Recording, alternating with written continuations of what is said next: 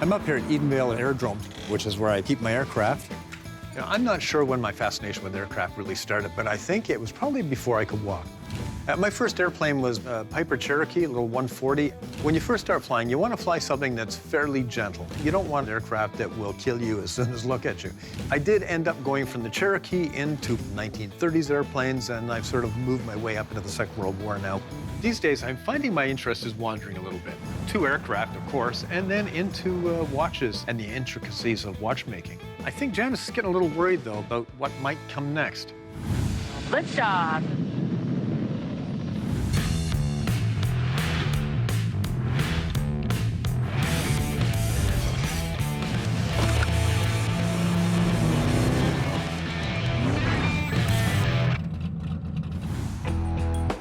I've had a hangar at Edenvale for my aircraft for, maybe 10 years or so. And in that time, the owner of the airfield has had this passionate desire to have a museum. That opportunity presented itself when another museum faltered in downtown Toronto. Everything that museum had became available. The museum is the Edenvale Aviation Heritage Foundation. The board of directors, including David, is in charge of preserving many artifacts. Trailer loads of them. Yes. Including this bloody great thing here. The special emphasis with this museum right now is the Avro Arrow, which is a Canadian success story combined with a Canadian tragedy. It was both things simultaneously. The Avro Arrow was a magnificent airplane, way ahead of everything else in the world at the time. It could fly twice as fast and much higher than any other aircraft, and still could if it was still around. There was only 6 Avro Arrows built originally, and sadly, not one of them survived. They canceled the Avro Arrow project, and it was a complete surprise to everybody. And our Prime Minister, he had them crushed, which was the greatest part of the tragedy. This one is a full-scale replica built in 1998 by some of the same engineers who worked on the original back in the 1950s. The Arrow really did affect a lot of people. There was over 40,000 indirect and direct workers at the time, which is one of the biggest employment in Canada in one factory alone. What most people don't know is the engineers and designers who worked on this aircraft were gobbled up by the aerospace industries of Britain and the United States, and then set about putting man on the moon. Canadians were in large part responsible for the technologies there. A couple of weeks ago, I walked into the museum, and there was this really cool white car sitting here. So this beauty over here, obviously it looks great paired with the Arrow, with the colors and the design, and of course the RL203. It was brought to us by Sean Burgess. Sean Burgess is a former race car driver who competed in the Can-Am in the 1980s. Sean. Dave. This is a very pretty car. You got to tell me about this. Yeah. Well, that's what I keep hearing, and I don't get tired of hearing it, to be honest with you. Well, the car, I built it from scratch. It did actually start off back in the 80s as a Formula Atlantic car that I was running. We were a typical underfunded, home-based race team. So the Can-Am series appealed to us because it was cheaper to run, and I could run a different engine that was a lot cheaper to run as well. And then it got parked in '86. When I stopped running the car, I decided that I wanted to keep updating it to make it what I would have loved it to be while I was running it. And that took me 30 years. I took an original McLaren M1B nose and tail, and I cobbled the rest of it together. It's a monocoque chassis. It's all folded, riveted aluminum. A lot of these shapes I formed out of bent styrene, and it was a messy job, as you can well imagine. Yeah. Well, you know, a lot of famous customizers in California and that did exactly that. They create the car in styrofoam and then pull their molds off of that. So why the RL203 on it? Well, that's my tip of the hat to what we're standing underneath. I was an Avro fan. My wife's father and a couple of her uncles worked there, and I thought, why not throw those numbers on it to celebrate the fact that it's another cool Canadian machine, and everybody seems to love it. And does she fire up and drive now? It'll fire up, but just before bringing it here, I'd changed some things that I wasn't happy with as far as hydraulics for the clutch and the brakes, so that hasn't been bled or tested or anything yet, but it's certainly fired up. Oh, yeah, I'd love to hear it. Should roll it out, because you run a premix on these, and I don't want to fog the place with.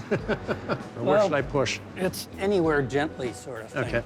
One thing in particular that I really like, and that's your logo. Oh, yeah. which is a little bit of a thumb of the nose of another company that uses something sort of similar. It's funny, you watch people, they go, oh, look, it's a Ferrari. And then they come up and they go, oh, what's that? You might recognize that signature.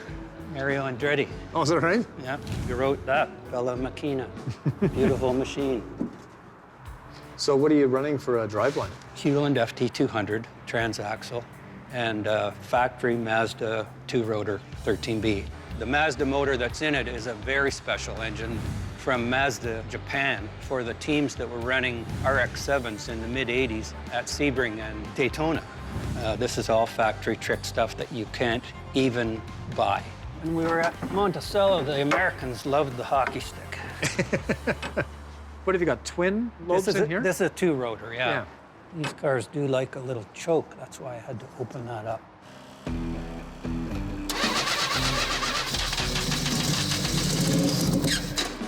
It's like starting an airplane.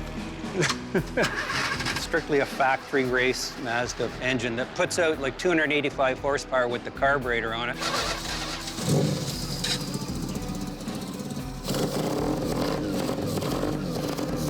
And I have the factory fuel injection that would bump it up to about 315.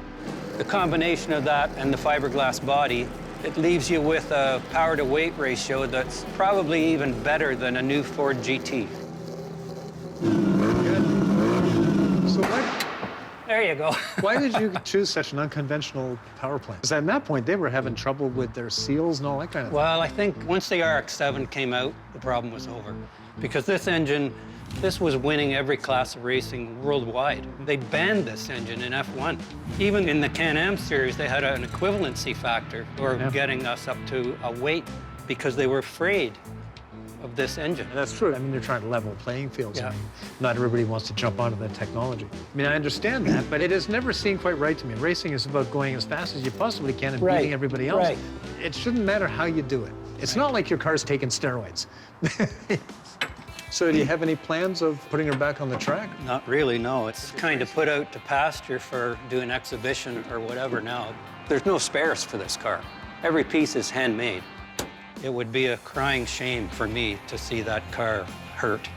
This was my vision, really. I knew what this car was going to look like, and it turned out to be everything I dreamed when it was finished. And I think this is just great that it's finally found a home.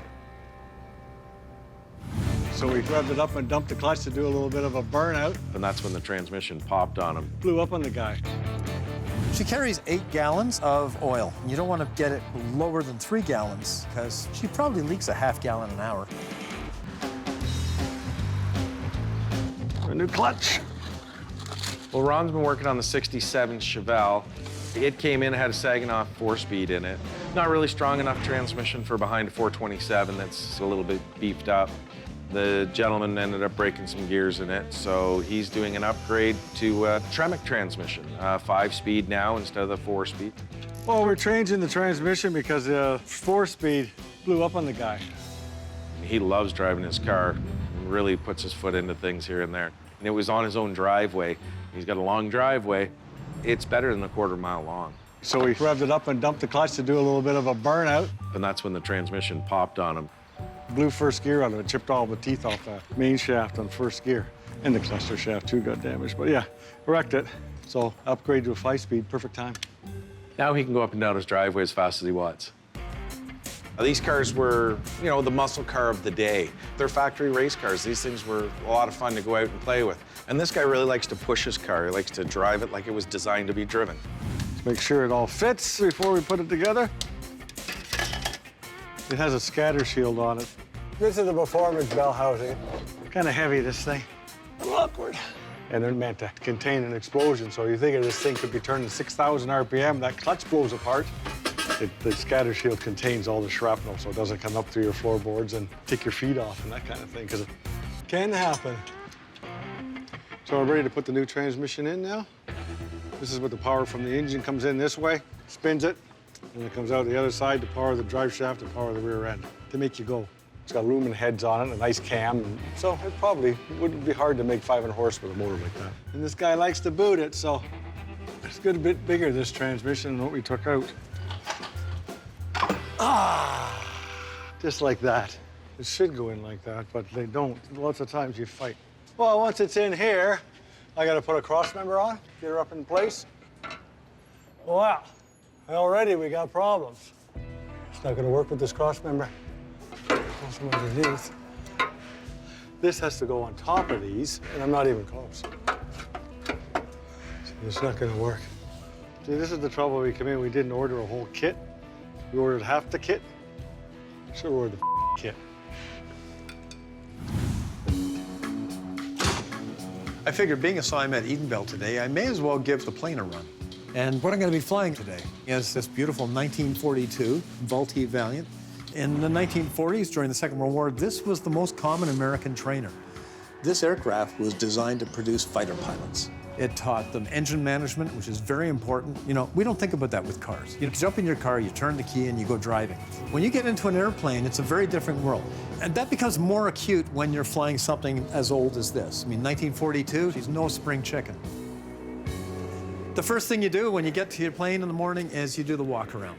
You check that there's nothing wrong with the wings, there's no rivets loose. Take off these covers. I actually left this on by mistake once, and it takes itself off as soon as you fire the engine. This has got a 450 horsepower, 9-cylinder radial engine. With radial engines, you've got several cylinders at the bottom, and oil tends to head for the lowest point. If you fired this airplane up and the bottom cylinders had oil in them, you could blow the cylinder right off the airplane. In order to counter that, I have to walk the propeller. I do 10 because this is a 9-cylinder engine. It weighs 5,000 pounds. She's no lightweight. So I looked around, found an old US Navy tug at an auction, bought it, couldn't leave it like it was because it was a wreck, restored it. So now I got a tug that looks really good with my airplane. That's a 1953 off an American aircraft carrier that served in the Korean War. So this airplane has a 42.5-foot wingspan, and my hangar has a 43.5-foot opening. So I have to be very careful, which is why I've got the lines on the floor and on the pavement. Because this aircraft was created with something called a wet wing. So you don't have a gas tank in this airplane. What you've got is a section of the wing that's been sealed, and they put a gas cap in the top of it. And she carries 8 gallons of oil. You don't want to get it lower than 3 gallons, because she probably leaks a ½ gallon an hour. We're upgrading the transmission on the 67 Chevelle from a 4-speed to a 5-speed, but it's not fitting with the original crossmember. We could have got the kit. Yeah. Let's modify this cross member because we can't wait 4 weeks for another piece to come in. Yeah, if we can We're make this almost work. there. I'll get the metal shop to drop that. Yeah, we got to get a metal guy over here. Talon that can do that. Yeah. With his eyes closed in there. Yeah, we'll make it work. We hired Talon not too long ago. He came from out west. This is the new 5-speed. That's gonna be a cool car. Well, I was driving by and I thought, look at all these fancy cars. I wonder if they need a hand inside. I scooped him up right away. He had a lot of experience in hot rod building. Beautiful. I owned my own hot rod shop for several years. I would build a lot of high-performance race cars, mostly quarter-mile dragsters. He's got so many talents. Right now, anything we've thrown at Talon, he can do. He gets in there in the body shop. Back on the ground again. Yeah. And he just goes at it and gets it done. We got to drop this down to go underneath here. Yeah, no problem. I'll have this cut off. Yeah. Then we can just move it to where we Probably need to. just move it up or down. Down. Down. Down. Please down. I think once that's welded and ground up, it'll be good. Okay, I'm gonna weld that. See how pretty we can make it. God, the turbulence is kicking the crap out of us today. It's the problem with airplanes. You don't make a little bump when you hit something, you make a big bang. So now, once I've done the cockpit checks, my WWII Valiant, I can fire her up. You come into the cockpit and you check your control systems here. Throttle is here, your rudder trim tab and your elevator trim tab, and this is your flaps. You've got stick, of course, and that operates your ailerons, which is side-to-side and up and down. There's one great thing about old airplanes and old cars. They're simple, and they're a hell of a lot of fun to operate. She'll probably be a little grumpy to start. He's old. I blame him. Clear plane and engage.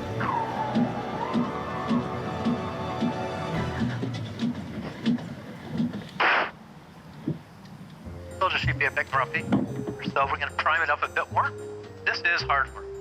Engage the starter. Come on, girl. Wants to run. Come on. Well, that was a workout. Edenvale traffic, X-ray Yankee Papa is taking position 3-1 for a straight-out departure. Now I start my takeoff roll. Power comes up gradually but steadily. At a certain point, you got to push that throttle all the way forward. You start to get authority, and all of a sudden, you're flying. God, the turbulence is kicking the crap out of us today. Flying this airplane right now is a bit of a challenge. I've got fields underneath me, which are sort of smoothing the air. I've got a woods in front of me, which is kicking the air up. And then right after the woods, I got a pond. And every time you pass over the pond, you get an immense updraft. And there's nothing quite like the feeling of doing this. I mean, it's such a privilege to be able to take such a historically important artifact and go careening through the skies with it. You know, you can't help thinking about all the young men who in 1940 and 41, 42 jumped into this aircraft, this very aircraft, and they were gonna have to learn how to do all of this while there was other people looking to kill them, and they were looking to kill other people. Edenvale traffic, X-ray Yankee Papa, short final. Okay, I'm turning final now. It's really bumpy. You know, I'm trying to maintain 500 feet per minute here, and boy, I'm pretty busy with the throttle. Just trying to keep these wings level is gonna be a bit of an issue. I wanna kill power and start my flare. Just gently set her down on this runway. Now, feet are busy. Now I'm steering not with the aircraft controls, but with the rudder pedals. And I gotta keep this damn thing straight down this runway. If I start to veer at all, it can do what's called a ground loop. That tail starts to come around. You may not be able to stop it with the brakes. You don't stop flying a tail dragger until you actually stop the prop. I like this period of aviation, 1920s, 30s, and the 40s, and warbirds. This is not transportation, this is a stewardship. Having and operating an aircraft like this becomes an obligation and a duty. Sure, her tanks leak, she's hard to start sometimes, and there's just nothing like it. Greg has asked me to modify this transmission crossmember in this 1967 Chevelle. This baby was welded on here.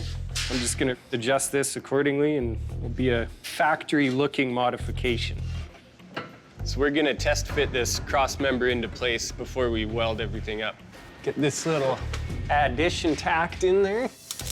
Just a little piece to extend the original mount down for temporary spot welds. And then I'm gonna take this whole piece back to the bench, and I'll fill in the corners to give it the factory strength back.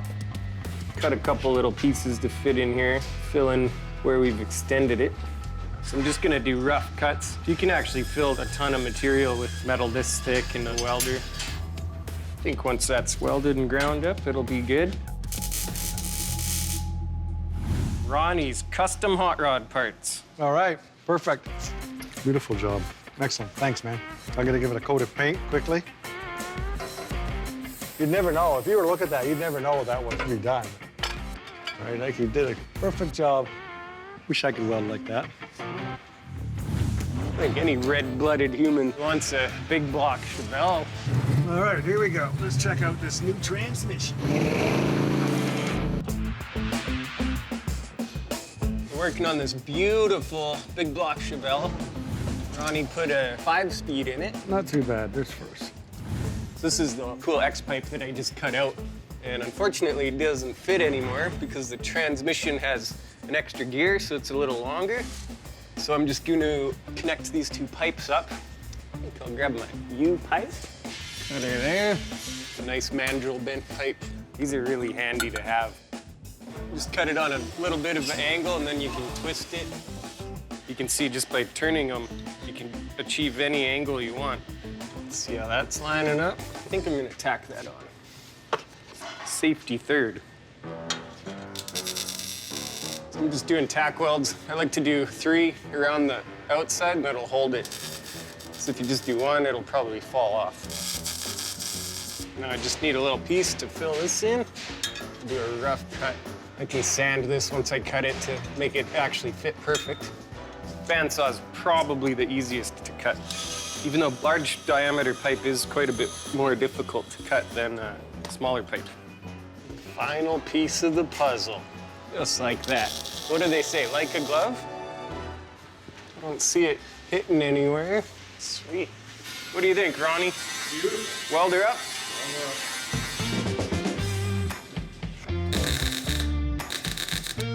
That's nice work. Run them right down through each little bump in the cross member. Once we have the exhaust hooked up, we should be able to get it tested. Should be good.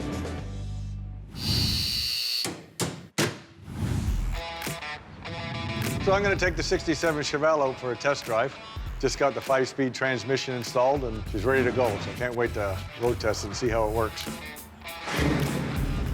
All right, here we go. Let's check out this new transmission. Oh, I like it already. So I'm really liking this transmission. It feels great. Nice and smooth shifting. It's a 5-speed, but they call it the quick launch. So it's got a really low first gear. So when you take off, it just revs, the tax just spools right up. Feels good.